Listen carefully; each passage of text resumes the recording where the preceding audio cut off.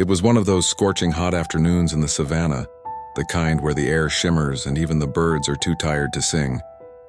Under the shade of a massive ancient baobab tree, the king of the jungle, a magnificent lion with a mane like a fiery sunset, was deep in a well-deserved nap.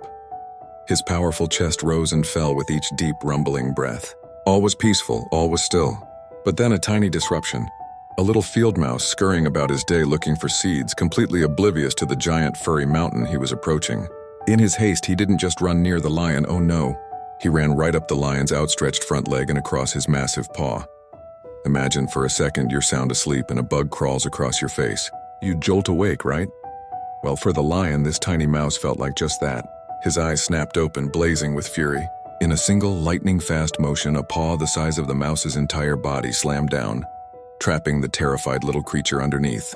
The lion lifted his paw just enough to peer at the trembling ball of fur beneath it. A deep guttural roar that shook the very leaves on the tree above them ripped from his throat. "How dare you!" he thundered, his voice echoing across the plains. "You insignificant little pest, you dare to run across my royal paw and disturb my sleep? I ought to crush you without a second thought." The poor mouse was frozen in terror. He could feel the lion's hot breath on his fur, see the glint of enormous, sharp teeth. This was it. This was the end. But in that moment of pure fear, a spark of courage, or maybe just desperation, ignited within him. "Oh, mighty king, your majesty," the mouse squeaked, his voice barely a whisper. "Please, I beg you, spare me. It was an accident, I swear. I was in a hurry. I didn't see where I was going. I am not worthy of your attention, let alone your anger. If you let me go, I promise I will never forget your kindness. Who knows? Maybe one day a humble creature like me could repay you for your mercy." The lion stopped, his paw still hovering over the mouse. He let out a short, booming laugh. It was a sound of pure ridicule. "You? Repay me?" he scoffed, looking down his nose at the mouse. "You are a joke. What could a tiny, pathetic creature like you possibly do for the king of the jungle? Should I get a thorn in my paw, will you be the one to pull it out? Should I be challenged by another lion, will you fight by my side?" He laughed again, shaking his head. The idea is absurd. For a long moment, the lion considered it. Crushing the mouse would be easy, satisfying even. But then he looked at the terrified little thing, squeaking and trembling, and a strange thought crossed his mind. The mouse's plea was so ridiculous, so utterly preposterous that it was amusing. The lion was in a surprisingly good mood, despite being woken up. The sheer audacity of the mouse had tickled his royal funny bone.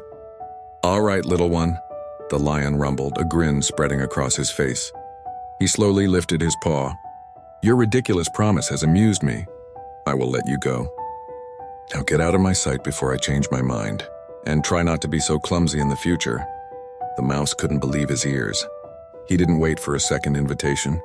"Thank you, your majesty, oh, thank you," he squeaked, and then he was off, darting into the tall grass, his heart still hammering against his ribs.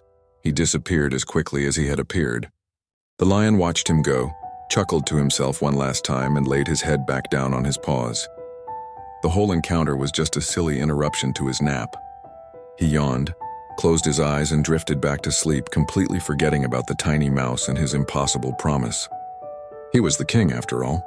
What could he ever possibly need from a mouse?